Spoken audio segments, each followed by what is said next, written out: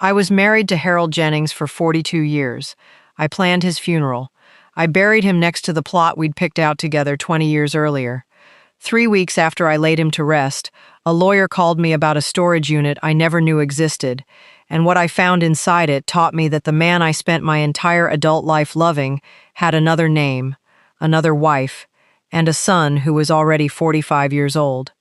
My name is Dorothy Jennings, and this is the story of how I learned, at 68 years old, that 42 years of marriage can still leave you a stranger to the man you loved. Before we move forward, let us know in the comments where you're watching from. We'd love to hear from you. And don't forget to hit that subscribe button so you never miss any of our upcoming amazing videos. My name is Dorothy Jennings, and before I tell you about the storage unit that unraveled 42 years of marriage, I need you to understand the life Harold and I built together, because the size of what I lost only makes sense once you understand the size of what I believed I had. I met Harold in the autumn of 1981, at a church social in Charlotte, North Carolina, where I'd moved a year earlier for a nursing position at the regional hospital. I was 26 years old, recently out of a broken engagement that had left me wary of moving too quickly with anyone, and Harold was 31, quiet in a way that I initially mistook for shyness, but came to understand, over the following months, as something closer to careful deliberateness. He didn't rush into conversation the way some men did. He watched, he listened, and when he finally spoke to me that evening, asking if he could bring me a plate from the dessert table, there was a steadiness in his voice that I found, even then, deeply reassuring after the chaos of my previous relationship. We dated for a year and a half before he proposed, a courtship that unfolded at a pace I now understand, with the clarity of everything I eventually learned, was slower and more careful than most young couples of that era. At the time, I attributed his caution to simple thoughtfulness, a man who didn't believe in rushing something as important as marriage. Harold told me, during our courtship, a version of his history that I had no reason to question, that he'd grown up in a small town in South Carolina, that his parents had passed when he was in his early 20s, that he'd moved to Charlotte for work with the local textile company and had no other family to speak of, no siblings, no close relatives who might complicate our eventual life together. He told me this with a specific, quiet sadness that I interpreted, for over 4 decades, as genuine grief over a lonely history, never once suspecting it was, in fact, a carefully constructed account of a man erasing an entire prior life.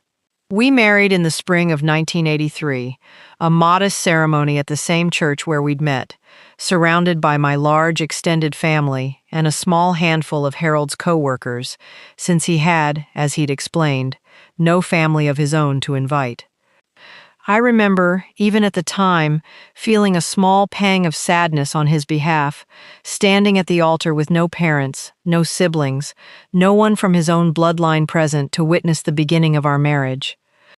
I understand now, decades later, that this absence was not the tragic accident of circumstance I believed it to be. It was a deliberate erasure, the visible evidence of a life Harold had chosen to leave behind so completely that even his own wedding day contained no trace of it. Our marriage, for all 42 years of it, was, by every measure I understood at the time, a genuinely good one.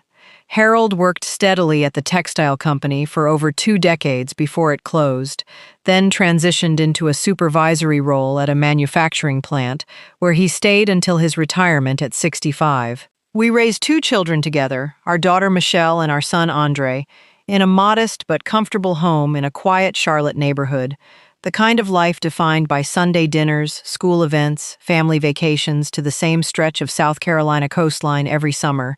the accumulated small rituals that make up an ordinary, contented American family life across 4 decades.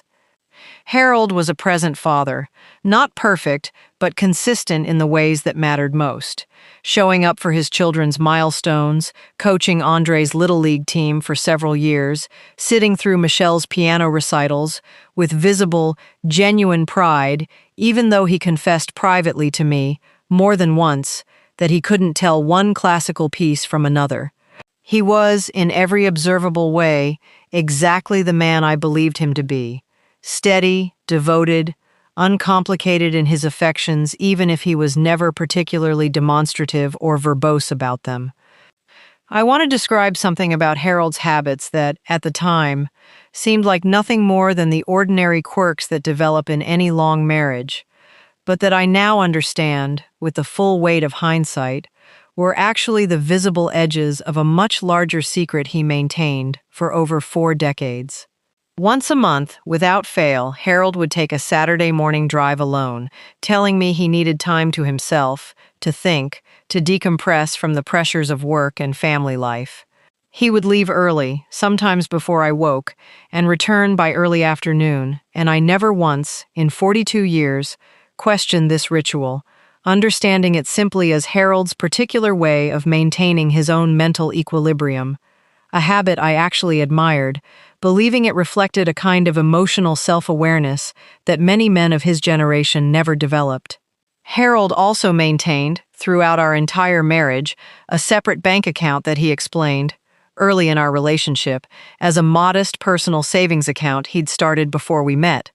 one he continued contributing small amounts to over the years for what he described as an eventual retirement cushion beyond our joint accounts. I never asked to see the details of that account. It represented to me such a small and reasonable request for financial independence within an otherwise fully shared marriage that I never once thought to question its actual purpose, never once suspected that the modest, steady contributions Harold made to that account over 4 decades were, in fact, being quietly transferred elsewhere entirely, to a life and a family I knew absolutely nothing about. Harold passed away 18 months ago, at 73 years old, from complications related to a stroke he suffered in our own kitchen on an ordinary Thursday morning while I was upstairs getting dressed. I found him on the kitchen floor when I came down for breakfast, and the following days remain, even now, some of the most disorienting of my entire life. The specific shock of losing, in a single unexpected morning, a partner I had shared 42 years of my life with, believing, until the very end, that I understood the full shape of the man I was burying. The funeral itself was a large affair. Our children, our grandchildren, decades of church community, former co-workers, neighbors who had known Harold for most of the years we'd lived in that house. I remember standing at the graveside, surrounded by all of these people who had known and loved Harold in their own ways, believing, with the particular grief-clouded confidence of someone who has just lost a spouse of 4 decades, that I understood the totality of who he had been better than anyone else in that entire crowd. I had no idea, standing at that graveside watching his casket lowered into the ground, that 3 weeks later, a phone call from an unfamiliar lawyer would begin unraveling an entire second existence Harold had maintained, quietly and successfully, for the better part of his adult life.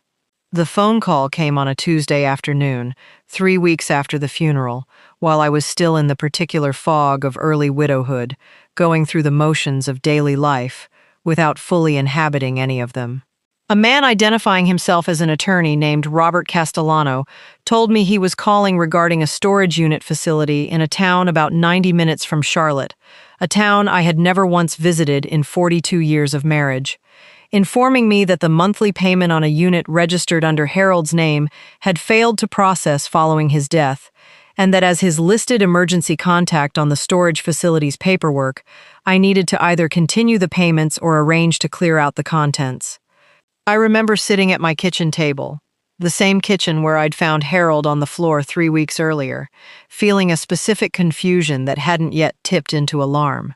I assumed, in that first moment, that this must be some administrative error, a storage unit belonging to someone else entirely that had somehow been mistakenly associated with Harold's name. I asked the attorney for the address of the facility, and something in the specific town name he provided, a small community I vaguely recalled Harold mentioning once or twice over the years in passing, in the context of a fishing trip or an old work contact, something too vague to have ever raised any real question at the time, began to stir an unease I couldn't yet fully articulate. I drove to that storage facility myself, 3 days after that phone call, telling my daughter Michelle only that I needed to handle some paperwork related to Harold's affairs, not yet ready to voice the specific dread building in me that this trip might reveal something I wasn't prepared to understand. The facility manager, an older man who had apparently known Harold personally over the years he'd rented that unit, greeted me with a warmth that struck me as strange, given that I had never met him before in my life, mentioning, as he walked me toward the unit, how sorry he was to hear about Harold's passing, how Harold had always been such a reliable, friendly presence whenever he came by to check on his things. I remember standing in front of that storage unit door, key in hand, my own confusion deepening with every word this stranger spoke about a version of Harold's life I had no context for whatsoever. When the door finally rolled open, I found myself looking at a space filled with boxes, furniture, and personal items that told a story I could not, in that first disorienting moment, fully process. There were photographs, dozens of them, spanning what appeared to be decades, showing Harold, unmistakably Harold, at various ages throughout his adult life, standing beside a woman I had never seen before, and a boy who grew, across the sequence of photographs, from infancy into what appeared to be full adulthood. I sat down on an old folding chair inside that storage unit, my legs no longer willing to support me, and began going through the boxes with hands that wouldn't stop shaking. I found birthday cards, dozens of them, addressed to someone named Marcus, signed by Harold using a name I did not recognize. Your father, James. I found a marriage certificate, dated 3 years before Harold and I had even met, listing a man named James Harold Whitfield as the groom, married to a woman named Loretta Whitfield. I found what appeared to be decades of correspondence, financial records showing regular transfers, exactly matching, in both timing and amount, the modest personal savings account Harold had maintained throughout our entire marriage, the one I had never once thought to question. I sat in that storage unit for hours, piecing together a timeline that reshaped everything I understood about the man I had buried 3 weeks earlier. Harold, or James, as I now understood he had originally been named, had married Loretta Whitfield in 1979, 2 years before I ever met him at that church social in Charlotte.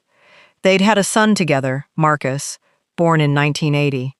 Sometime in early 1981, based on the dates I could piece together from the documents in front of me, Harold had left that marriage, left that son, and moved to Charlotte under a modified version of his own name, Harold instead of James, keeping his middle name as his new first name, close enough to his original identity that he likely never needed to fully fabricate new documentation, but different enough that he could build an entirely new life without any obvious connection to the one he'd abandoned. What broke me most completely, sitting in that storage unit surrounded by 4 decades of hidden evidence, was not simply the discovery that Harold had lived an entire secret life before ours began.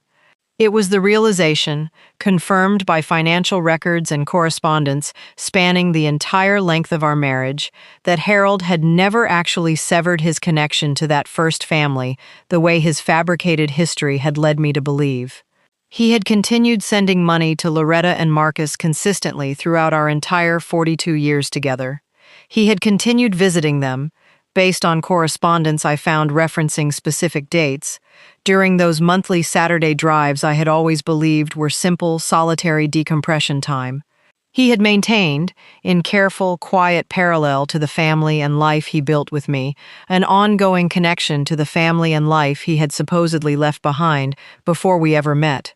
all of it hidden so completely that in over 4 decades of marriage, I never once suspected any of it existed.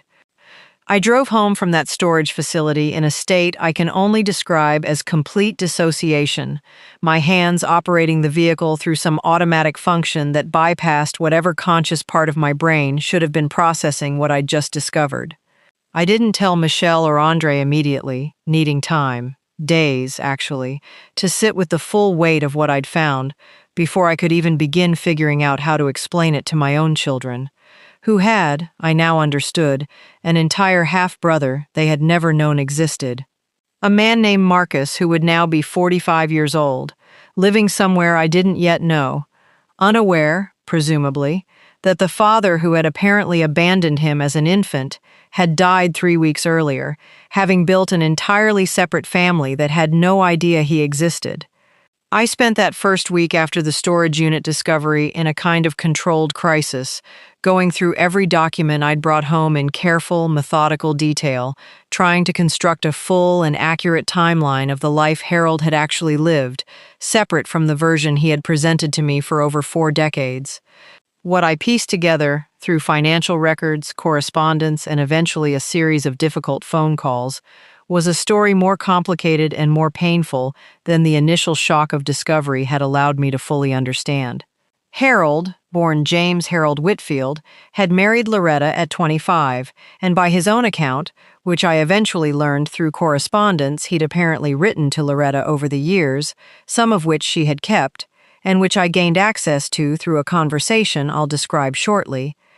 he had felt trapped almost immediately in that first marriage, married too young, to a woman he respected but never fully loved, in circumstances that he described, in one particularly revealing letter, as feeling like a decision made for him by his own sense of obligation rather than genuine desire. When Marcus was born, rather than finding in fatherhood the anchor that sometimes settles young men into their circumstances, Harold apparently experienced a kind of psychological crisis. A young father overwhelmed by a life he felt he'd never actually chosen, and rather than confronting that crisis honestly, he made the devastating decision to simply disappear, to construct a new identity and a new life elsewhere, leaving behind a wife and an infant son without any warning or explanation. What complicated this story further, and what I only learned through the difficult process of eventually reaching out to Loretta directly, was that Harold had not fully disappeared the way his abandonment might initially suggest.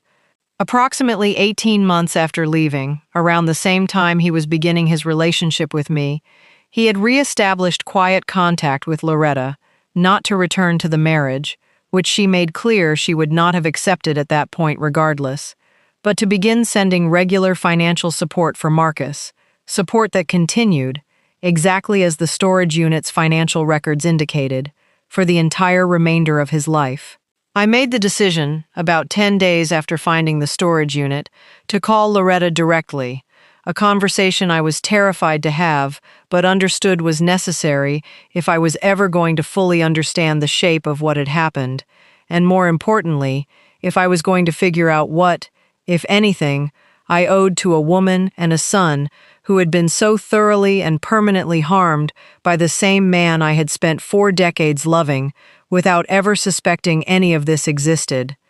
Loretta's voice on the phone, when I finally reached her, carried a specific, weathered quality that told me immediately this was a woman who had spent decades processing her own version of devastating loss and betrayal. She was, understandably, initially guarded, unsure why Harold's second wife was calling her out of nowhere, but as I explained what I'd found, what I now understood about the connected timeline of our 2 separate lives with the same man, something in her voice shifted into a kind of exhausted, decades-old grief, finally finding an unexpected audience who could actually understand its full shape. She told me that Harold, or James as she had always known him, had left without any real explanation when Marcus was just 4 months old, that she had spent the following year in a state of confusion and devastation, raising an infant alone with no understanding of why her husband had simply vanished. When he re-established contact 18 months later, offering financial support but making it unmistakably clear he had no intention of returning to the marriage or to any real presence in Marcus's life beyond that financial contribution, she told me she had made the difficult decision to accept the support for her son's sake, while building her own life entirely separate from any expectation of Harold's actual involvement. I asked her, my voice shaking, whether she had known, over the following decades, that Harold had remarried, had built an entire second family, had lived, essentially, the full domestic life with me, that he had denied both of them. She told me, with a specific bitterness that had clearly calcified over 40 years, that she had learned this fact many years into the arrangement, through information Harold had let slip during one of his periodic contacts, and that she had made her own peace, or something resembling peace, with the reality that the man who left her had built the life he actually wanted elsewhere, while continuing to provide just enough financial support to her and Marcus to maintain his own sense of obligation fulfilled, without ever providing either of them the actual presence or acknowledgement that might have constituted genuine repair. I asked her about Marcus, about whether he had ever known who his father actually was, whether he understood any of this history. She told me that Marcus had grown up knowing his father had left when he was an infant, knowing about the financial support that continued throughout his childhood, but not knowing, until he was well into adulthood, any specific details about the life Harold had actually built elsewhere, understanding him only as an absent, financially responsible but emotionally unavailable figure whose reasons for leaving had never been fully explained to him. I asked Loretta, in that same difficult call, whether she believed Marcus would want to know that his father had died, understanding as I asked it that this question carried enormous weight for everyone involved, myself, my own children Michelle and Andre, and this brother they had never known existed, now a 45-year-old man who deserved, at minimum, the basic knowledge that the father who had left him as an infant, however incompletely and inadequately, was no longer alive. Loretta told me she would speak with Marcus herself, that this was a conversation that needed to happen through her, rather than through a stranger calling out of nowhere with news this devastating, and I understood and respected that decision completely, understanding that whatever right I had to process my own grief and betrayal, Loretta and Marcus had their own, separate, and in many ways far more legitimate claim to a grief that had been building, unacknowledged, for over 40 years. The following weeks were among the hardest of my entire life, harder in some ways than the initial shock of Harold's death itself, because I now had to figure out how to tell my own children, Michelle and Andre, that the father they had loved and mourned had an entire hidden history, an abandoned first wife, a son they'd never known existed, and a pattern of ongoing deception that called into question every memory they held of him as a present, honest, reliable father. I called them both together, unable to face delivering this news separately, and I remember the specific quality of silence that followed my explanation, my two adult children sitting in my living room absorbing information that reshaped their entire understanding of their father in real time, much the way it had reshaped mine 3 weeks earlier. Michelle, my daughter, reacted with an anger that mirrored my own initial response, a fierce, protective fury on my behalf. On Marcus's behalf, a difficulty reconciling the father she remembered, present at every piano recital, with a man capable of abandoning an infant son, and then constructing 4 decades of careful deception to hide that abandonment from the family he built afterward. Andre's reaction was more complicated, quieter, and I understood, over the following weeks, that he was processing something specific to his own experience as Harold's son, a kind of unsettling recognition that the father figure he'd modeled so much of his own understanding of manhood and fatherhood on had been capable of an act this fundamentally dishonest. A realization that seemed to shake his own sense of identity in ways that took him much longer to work through than his sister's more immediate, externally directed anger. The heaviest disagreement in our family during this period centered on the question of what, if anything, we owed to Marcus and to Loretta going forward. Michelle believed strongly that we should reach out directly, should offer whatever support and acknowledgement we could, understanding that Marcus's decades of partial abandonment and confusion about his father's absence deserved some measure of repair, even if that repair came, belatedly and imperfectly, from a family he'd never known existed. Andre was more hesitant, worried about the practical and emotional complications of suddenly integrating a 45-year-old half-brother into a family structure that had operated, for his entire life, without any awareness of this other branch. Worried also about what this might mean for Harold's estate, for the careful financial planning our father had done for his grandchildren's education. worried, in ways he found difficult to fully articulate, about what it would mean to share his father's memory and legacy with a stranger who had, in his own way, an equally legitimate and arguably more painful claim to that same inheritance. I found myself, during these family conversations, occupying a strange middle position, understanding both my children's perspectives, while also carrying my own specific grief about the marriage I now understood had never been built on the full honesty I'd believed defined it for over 4 decades. I made the decision, ultimately, that regardless of how my children eventually decided to handle their own relationship with this new information, I personally needed to reach out to Marcus directly, understanding that whatever complicated feelings I carried about Harold's deception, Marcus himself was blameless in all of it, an infant abandoned through no fault of his own, who deserved, at minimum, the chance to ask whatever questions he might have about the father he'd never really known.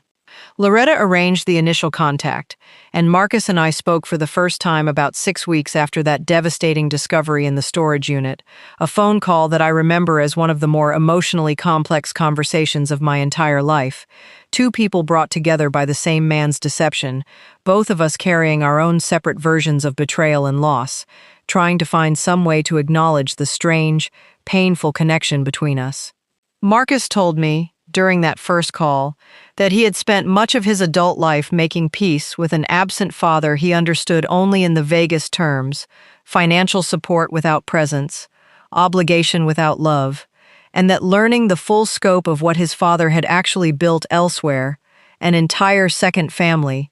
complete with the kind of consistent daily presence and involvement Harold had never once offered him, was its own specific, devastating confirmation of something he'd always suspected, but never had concrete evidence to fully support: that he had simply not been enough to warrant his father's genuine effort and presence, that whatever capacity for devoted fatherhood Harold possessed had been directed entirely elsewhere. I want to be honest about how difficult it was to sit with that specific pain, understanding that the very qualities I had spent 42 years admiring in Harold, his steady presence, his consistent devotion to our children, existed, for Marcus, as painful evidence of everything he had been denied. I told Marcus, as honestly as I could manage, that I understood his father's choices had caused him a specific, lasting harm that I could never fully repair or explain away, but that I hoped, over time, we might find some way to build an actual relationship between our 2 families, not as a substitute for what he'd lost, but as its own separate thing, an acknowledgement of a connection that existed regardless of how devastatingly it had come to light. Over the following year, Marcus and my own children slowly, carefully, began building a relationship with each other, meeting first through a series of cautious phone calls, then eventually in person, a complicated, ongoing process of 2 families who shared blood but no history, trying to figure out what, if anything, they wanted their connection to actually look like going forward.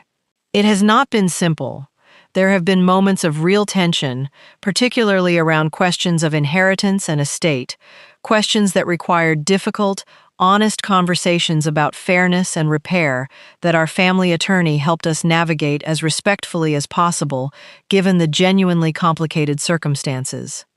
But there have also been moments of real connection, Marcus attending his first holiday gathering with Michelle and Andre, roughly a year after that initial discovery. A gathering that I remember as simultaneously one of the most painful and most hopeful experiences of my entire widowhood, watching this stranger who shared Harold's exact smile slowly begin building a relationship with the siblings he'd never known existed. I think, now, about that afternoon sitting alone in Harold's storage unit, surrounded by 4 decades of hidden evidence, more often than I would like. I used to believe the worst moment of my life was finding Harold on our kitchen floor, understanding in that instant that I was losing the partner I'd shared 42 years with. I understand now that the deeper devastation came 3 weeks later, discovering that the man I mourned so completely had never actually been fully known to me, that an entire parallel history existed alongside every year of our marriage, hidden so completely that I never once suspected it. What I've learned, in the 18 months since that discovery, slowly building whatever relationship is possible between our two families, is that grief and betrayal can exist simultaneously, that you can mourn a person genuinely while also reckoning with the reality that they were never quite who you believed them to be. And that healing from a discovery this profound doesn't require choosing between those two truths, but rather finding some way to hold both of them, imperfectly and honestly, for whatever years you have left, to make sense of a marriage that turned out to be only half the story you'd spent your entire life believing was complete.